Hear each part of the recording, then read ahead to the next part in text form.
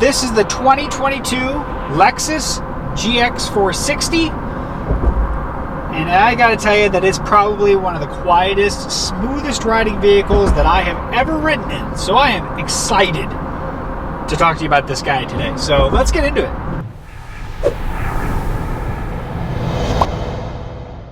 Hey folks, welcome back to techgooch, and today we are in the Lexus GX 460, as I already said. I'm going to preempt this video just to let you know, if you watched my last vehicle review at the end, I kind of warned about this, but I had nasal surgery last week, and right now my nose is packed with Vaseline. So I may sound a little nasally more than usual, or maybe just as usual, because I've had polyps for years, but if I touch my nose, it's just maybe pushing that back up because it does tend to fall down. Or if I get a nosebleed, I apologize because it's been happening a lot today. So, yes. But that said, back to the vehicle at hand. So this is the GX 460, which is one of the nice large 3-row SUVs from Lexus's lineup. And I was looking forward to this vehicle.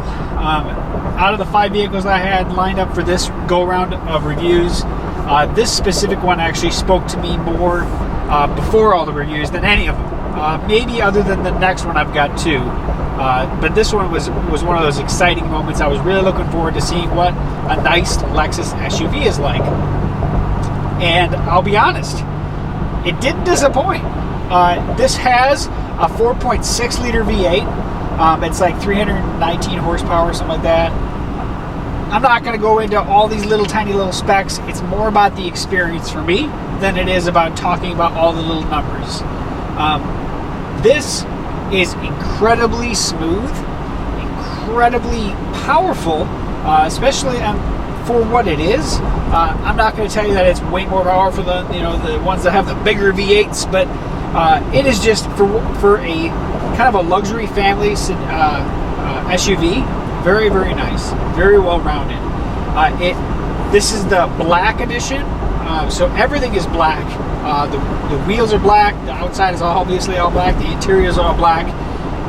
It is incredibly striking. I used to have a lot of black vehicles in my past, and the thing about black is when you clean it up, it cleans up really nice. So, but we'll talk about the outside here shortly. Just to at least get through the inside here a little bit. Wonderful leather, heated seats all the way around. All four of the primary seats are heated, and the thing about these heated seats is these actually have a roll knob, physical roller, or basically a selector between the heated and cooling portions of it for the front 2 seats. And so if you leave it in heat mode, next time you get in, it's going to be in heat mode. Our Toyota van, the Sienna that we have, is the same way. It has that roller as well. And we really like it because I don't have to keep resetting it all the time. Now, of course, if the weather changes, in between you're getting back in the vehicle and you don't want it anymore, you're going to find out, oh, wow, why is my seat getting hot? Oh, that's right. And then you're going to kick it off. I like it having that memory. I know some people may not. The last vehicle I reviewed, which was a Hyundai, did not remember it was push button, but it definitely had no memory. Every time you got in, you had to reset everything that you wanted to do. I like the memory.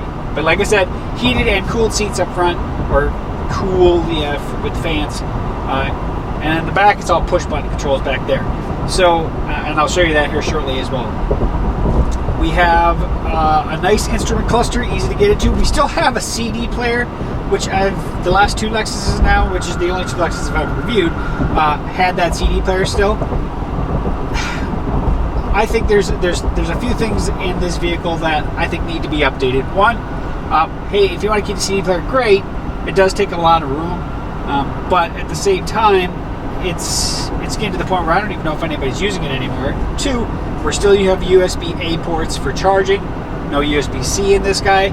I wish it did. And 3, we still have the touchpad here next to the shifting knob. In this vehicle, it's not so much of a big deal. It is kind of out of the way here to the right-hand side of the actual shifter than it is when I did the sedan, the IS350. This is definitely a little bit different. However, I could easily see that being a wireless charger for a cell phone, or something that I could actually put my cell phone that actually keeps it upright or easily be able to grab. That's the one thing I think this whole center console is missing, is a good place to set your phone. Specifically because if you want to use the CarPlay capability or anything like that in this screen, you are going to have to plug in your phone and keep it plugged in. It's not a wireless CarPlay capable or anything like that. So that is something that I will say real quick out of the bat. I would like to see this gone, just all touch, just touch panel. That's the really more modern way to do it, and a little bit better organization. Maybe that wireless charger, but then again, you also got to look at Toyota in the past. All their wireless chargers don't work great, and definitely don't like iPhones. So, especially the modern iPhones with the MagSafe capability, they really don't like them. So, something I think they got to work on. Every vehicle has something. I think that's this vehicle's Achilles heel there in terms of this department here. Sorry about that. I did warn you though. It starts coming out and it just gets great. That said, everything else on this vehicle, really nice. I like that it still has the old dials on the display. I do like modern display with lots of, more digital items. But I still have, this vehicle doesn't have all the 100% modern. This is a more luxury vehicle. I do like that it has still the standard tach, standard speedometer, everything, and then the small touchpad. I would like to see them incorporate a larger display into this thing. So maybe reorganize it a little bit for the future, modernize it a little bit, but I still think they should definitely keep a lot of the dials that they currently have. Controls on the steering wheel, you have your standard controls that you do in pretty much all the Toyota Lexus lineup, pretty much. Easy access there. Same with, they still kept the old stick down here for the speed control. I really like these type of speed controls that are kind of down here that you just kind of tap your finger on. I prefer those over the push button. Again, that's a preference item, but I do love those.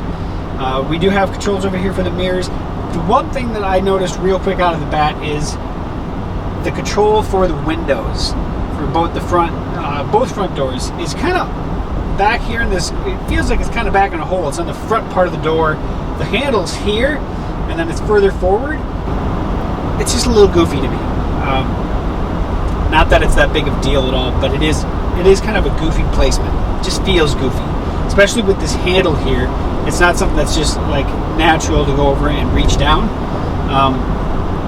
Something to say, I guess. But that said, everything else for the most part is what you would think it would be. This is a four-wheel drive vehicle, and it does have 4 high, 4 low. It does also actually have a button, I think, down here for locking differential. That's down, or locking transfer case, maybe, down here. To the right, kind of by your knee. But the knob that actually transfers into 4 low, it's kind of weird. It's over here kind of by the passenger side of the front instrument cluster, or the front console, I guess. That's kind of a weird placement. Again, there's just several weird placements of buttons. Not a bad thing, but it's odd. It's an odd choice. I understand that they were dressing this out so it looks symmetrical, but it's just kind of an odd place to have that specific button. 9 speakers, I think, is what actually this audio system has. Not as good of an audio system as the IS350 Lexus that I did a couple vehicles back. That was an amazing audio system. However, this audio system is solid. Specifically, compare this to a standard Toyota audio system. Definitely, it's good. Good amount of bass out of the speakers down here in the doors. It sounds good. It's got plenty of power. All in all, this vehicle drives very smooth. It's very comfortable, and it's very quiet. Now, of course, I chose today to go down the highway rather than in the road because this is definitely one of the quieter vehicles that I've driven lately. But it's just really comfortable is the big thing about it. So, I keep choosing where do I want to do these review videos, where do I want to drive. It all depends on the time of day. and everything. But this one, it's just lovely to drive. I really like driving it, and that's, I guess, the key. Is it definitely takes everything that I've come to expect out of Toyota and notched it up. It just made it cleaner, smoother, a little bit nicer. Now, I will say, the one time that I think that this vehicle is not quite as smooth, and this, I don't know if it's something that I'm just not giving it enough time. So it might be me, but out of every other vehicle pretty much I've driven, including my Toyota vehicles, shifting between reverse and drive is a little goofy, because it almost like it has a pause hesitation to go into drive. So maybe I can find a spot here where I can pull off and I can do a demonstration. So my little demo. I'm just going in reverse right here. I'm actually not on the road right now. I'm actually on a kind of a gravel road, but I'll come up and I'll stop, and it takes a second there before it'll actually go. It's kind of weird. I didn't do it as aggressive there as I normally do, because I'll back up, whatever, I'll be in a street. I kind of feel that little hesitation there. It's weird. It's every time, and maybe I'm just driving a little bit too aggressive. I don't know. So you'll back up. Maybe the best way to do it is go, make sure you're fully stopped, then go, put it into drive, then go. And then you don't have that hesitation, but I'm usually, I guess, not patient enough. So that's the one thing I've noticed on this vehicle, and it has been every time. It's not something that it's, oh yeah, sometimes it does it. No, every single time that I do it. And again, maybe it's the way I drive, but I don't have it on any other vehicle I've ever driven. So it is something that I definitely wanted to point out. Little goofy, but yeah, it is what it is. Sorry about my nose. If you noticed that, the stuff was coming out again, but yeah, it's never ending. I have basically 2 weeks left, and then I can clear my nose out and live my life. But until then, I got to keep it moist, so it's unfortunate. But that said, without going crazy on this vehicle, I want to say, all in all, I'm very impressed by it. It's very smooth. It's very, it just feels good. I will say it looks great as well, but maybe not quite as sexy as the IS350 I did. But of course, that's a sedan. That's not an SUV. I understand. But I'm always constantly thinking about the various vehicles that I've done already, and this is a wonderful vehicle, and it's got lots of room. So that said, let's stop somewhere. Let's go look on the outside. I'll show you the back seat. I'll show you the back where the third row is, and then we'll wrap some things up. Okay, we're going to do our normal walk around the vehicle here quick. So this is the front of the Lexus GX 460. Kind of wrap around. This has the black package on it, so it's kind of see everything is blacked out. Even a lot of the accents are kind of a black accent or a dark metal accent rather than just chrome. However, the emblems are still chrome. I'd like to see that also in the darker appearance as well, personally.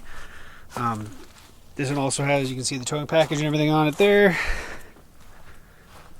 But it's just, it's a solid looking vehicle. It does have the roof rack with the bars, the crossbars. Now, the one thing that this thing does not have, that I think it should, is this package at least doesn't have the 360 camera. So there's no camera up front or under the mirrors. It just has the camera in the back. So in my opinion, it's definitely, it felt like it is missing here. But that is what the outside looks like. Under the hood, gas shock hood. And there's our 4.6 liter V8. Very easy battery access, that's key. Very easy access to get to your windshield wiper fluid, that's also key. Now, easy access to where the pour-in is. However, I don't know where the oil filter is. It's probably not in the easiest access spot, given anything else. So, but that said, looks clean and easy, and obviously nice spot to keep everything maintained there. So this is the front door access to get into the vehicle itself. Now the seat actually automatically slides back, and then when you either start the vehicle or I think you put on your seatbelt, it does move up to its predetermined positions, which you do have multiple to choose from there, but it's all automatic. Okay, so push button here, that's for your glove box. Pretty standard glove box, nothing special there. And also in here as well, and there are levers right up here, you actually have the way to slide these forward, but also down below it, there are these levers to slide it forward. This lower level lifts up, and we have access to our large center console with a sliding drawer. So, something nice there. I was talking about the seat, so I'm going to turn the vehicle on right now. And you can see the seat slides forward, steering wheel comes to exactly where I want it. Everything's automatic, just like you would expect on a nice vehicle like this. Rear seat. So back here, and I always like to get in here to show you. So sitting here in the back seat, you can see there is these cutouts for the knees. This seat right here is all the way back. I do not drive with it like this. As soon as I would get in, it would move itself forward. But even with it all the way back, I can actually sit here without my knees touching the seat. And I'm 5'11", just so you're aware. We have climate controls, seat heaters here for the rear seats as well. Everything for the back seat. This obviously has a digital display that it's not on because the vehicle's not on. We do have our USB ports down here to charge our items, just two USB-A 2.1 amp ports. The window controls here is on the door, and the middle seat, which would be your fifth seat back here, if you pull this guy down, this is where you'll have your cup holders. There's a button, and it kind of gives you a nice grippy cup holders. A little more support, I guess, for your beverage, and then they do fold down and up and out. But now the bad thing is that if you have a fifth person in the vehicle that is going to sit in the middle row here, you can't use those cup holders. So something to keep an eye on there. However, you do have those in the door. All right, so from the back seat here, if we flip this lever, which is right here, I'm just going to at least get an idea to show you the middle seats, which is going to be not as much leg room per se because everything is going to be further back, but it is going to be a little bit different. Let me show you. All right, so you can see how I pushed that up. The seat part itself, if you pull forward on it, that comes up, and then you have the headrest, and now you actually have your third row. Now, maybe I should put this back up and go from the back side to show you how much legroom you get. So with the middle seat up, you can see there's not a whole lot of legroom. And I'm going to climb back here just to show you what it actually is with a 5'11" person. Now, can I make this work on the short distance? Absolutely. No problem at all. But it's, I'm pretty heavy arch there, and I'm pushing against the back of the seat. This is designed for kids, it really is, but can an adult get back here for a short distance trip? Absolutely. Absolutely. So these back seats, there are two of them, right? I have one stowed, one up, and they're identical, however, just mirrored. Now you want to put it away, let's say. We have the headrest. It's basically a two-piece action. This puts the headrest down. This lever here will put it down, but it also will suck that automatically. And then you just push it forward. Quick and easy, just the way I like it. There's even a little first aid kit back here. Kind of, it has Velcro, it Velcros itself to it. Yeah, and then there's the mat. It's nice. Now there are two cup holders back here for these seats as well, just so you're aware. But that's all they're really going to get. Now to get to the back area where that third row seat, as well as just your trunk area, it's not a lift hatch, it's a door hatch. So it's over here, and it's one big door, which I don't know if I like or hate. I have kind of a both way to look at it.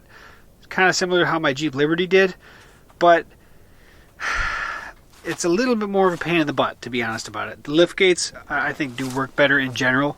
So I do wish that it was a lift gate maybe more than I do it was a door like that, but is what it is.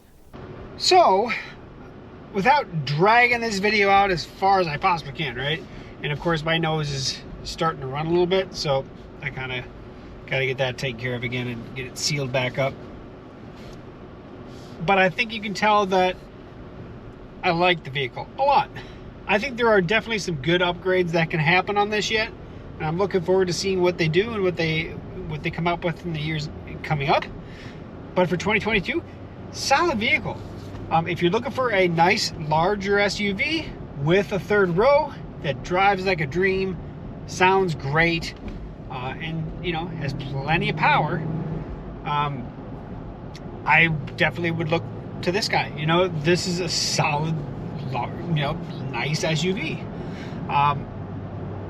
You know, we didn't get into all the little nooks and crannies and all the little bells and whistles, and we didn't really talk about what's available on the other package options and stuff out there. But I will say that this one is really, really nice looking. So just to cover my bases real quick, like I said, the 4.6 V8, this 301 horsepower, I think it's at 319, 301. This does have a 6-speed automatic transmission in it. The Black Line Edition, not the Black Edition, I apologize, Black Line Edition, Special Edition. There are a few things that I wish it had, but it doesn't, and it is what it is. Starting price before the special features of the Black Line Edition, this vehicle starts at about $55,400. After everything, taxes, everything, this is about $62,000. So that's what this one sits currently in the lineup. Sorry, I wanted to stop it real quick because it just had a little bit of blood coming out, and I'm trying not to get that on video. But that said, all in all, love the video, or love the vehicle. If you have any questions, comment below. Head over to techgooch.com. You get a hold of me there. If you're interested in maybe more about other vehicles that I've reviewed, definitely hit up, go to my main channel here on YouTube. I will put some links to some of the other vehicles, specifically the other Lexus ones, here at the end of the video, as well as down in the description. And I'll also put a link, if you want to watch it, to information on my nose, because I just put a video out on that as well, because I had it done here in between vehicles, and I'm obviously still dealing with it right now, and I'm looking forward to the future and being able to breathe way better. If you notice on this video, if I was huffing and puffing a little bit, and that's because this is completely clogged with stuff. It's not that my nasal cavity is clogged anymore technically with me, it's now just clogged with all this Vaseline and everything, and it's harder to breathe. So I apologize for that, but I only get so much time with these vehicles, and I will say this, because of the time during surgery I had and not feeling so much very well after that for a few days, I am so glad I had this vehicle to drive, because this is a pleasant vehicle, nice and soft, relaxing, not as fierce as some of the other ones. So that was lovely. So thank you, Lexus, for allowing me to test drive this and share my opinions on it. I love what you're doing. I can't wait to try more. So thanks for watching. Thanks for sticking here to the end. And make sure you like, comment, subscribe, and all the good stuff. Share it. So we'll catch you back here on Tech Gooch for another future video review. See you soon.